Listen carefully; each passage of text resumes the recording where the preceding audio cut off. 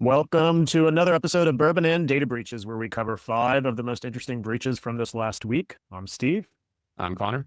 I'm Frank. Well, this week we have flights, freight, and 5-star fails. Hackers pack their bags and take a vacation on your data. Starting off strong with story number 1, Vietnam Airlines. Obviously out of Vietnam. Their national airline and Lapsis ransomware just took Vietnam Airlines for a not-so-friendly flight, leaking passenger names, emails, birthdays, and phone numbers. Guess those frequent flyer miles now come with frequent phishing attempts. What do you guys think about this one? Another airline on the ransom menu. You can almost feel the deja vu.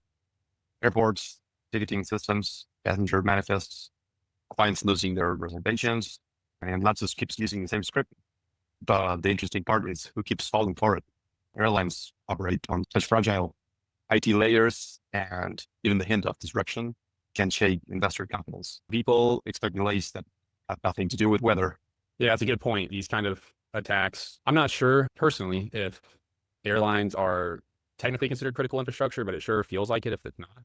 Got a lot of personal travel, a lot of business travel, and obviously a lot of PIIs involved, but also if these kind of attacks against airlines do cause system disruptions, outages, delays, depending on how long those delays are, it could just be a nuisance or it could cause some real problems. Aside from that, on this one in particular, the data is seemingly the biggest concern. Like you just said, getting a phishing attack along with your plane ticket. Definitely seeing more. We've always seen a lot of airlines being targeted, but something we don't like to see. We don't hear the name Lapsus a lot in these recent breaches. Certainly a well-known gang, but you're going to hear them again because Marriott International, the global hotel chain, got hit by Lapsus. So Lapsus wasn't done with Vietnam Airlines. They checked into Marriott along the way. They got customer data, payments, internal messages, all part of the world's least relaxing resort package. They can take a flight on Vietnam Airlines and check into Marriott, just like Lapsus did. Yeah, to your point, we haven't mentioned Lapsus too much on the Bourbon and Breaches here, but I think there's a good reason why they're coming up twice today. If you look at just a couple of days ago, they announced 10 plus victims. And if you look at those victims, some really well-known names, large organizations, mostly in the States, but obviously at least one in Vietnam. But kind of makes you wonder what they're up to, because we've got large grocery store chains, large shipping, logistics companies, large hospitality organizations, large food chains that they're claiming, large retail. So kind of spread all across, but mostly all very household name companies they've claimed as victims here recently. Lapsus, long history of high profile breaches. And this one in particular that we're talking about here with Marriott, hospitality, cybersecurity, always something that's recently we've been seeing more hospitality resorts, luxury resorts being targeted. And customer data, right, exposed, could be high profile clientele, PII, whatever it might be, can definitely have global implications for privacy issues. In fact, I think Lapsus was pretty active in the past. They only had a Telegram channel. There were also arrests, but they seem to have made a glorious comeback with all these companies. And if anyone's thinking, wait, didn't they already get hit a few times? Talking about Marriott. Yes, they did. Somehow they're back on stage again. And I gotta agree with you, Connor. The hospitality industry seems to have learned nothing about the trust fatigue. When a hotel brand leaks data once, customers blame bad luck. Twice, it's just incompetence. And at this point, it's like watching a rerun of the same breach with a different logo on the ransom note. Real quick, I think this is interesting, but these attacks in particular of late, I think it's a combination. They're calling themselves Scattered Lapsus Hunters, right? So it's some members from Scattered Spider, Lapsus, and Hunters all working together, which might explain why they've been so successful lately. It's a translator with all the best of the worst. Like the ransomware version of Voltron. We're just going to keep calling them Lapsus. Yeah, I agree. We can say that they're the Megazord of the ransomware gangs. Mega Lapsis. Well, moving right along, this one's not about Lapsus. This one is Suno, Public Relations Society of America, or the PRSA. Suno ransomware just breached them. The group representing America's best PR professionals. Talk about a crisis comms case study falling right into their inbox. I will have to see how the PR professionals handle a ransomware attack. Exactly. You really can't make this up. the public relations association under the ransomware spotlight. These are the people who teach others how to handle crisis. And now they have to write their own breach statement. For me, it's like a test of authenticity versus bullshit. Will they admit what happened or hide behind some polished PR sugar coating? Either way, this will be a case study in reputation management under fire. Yeah, I think I haven't seen a public disclosure from them yet, but given their expertise, hopefully it's, I did see on their website in 2021, PRSA posted an article titled Surge in Ransomware Attacks Demands Vigilance. So, a little bit of irony there, but it's very true. That one hits home, right? So this looks like there might be some financial member data that could impact, right, a lot of professionals.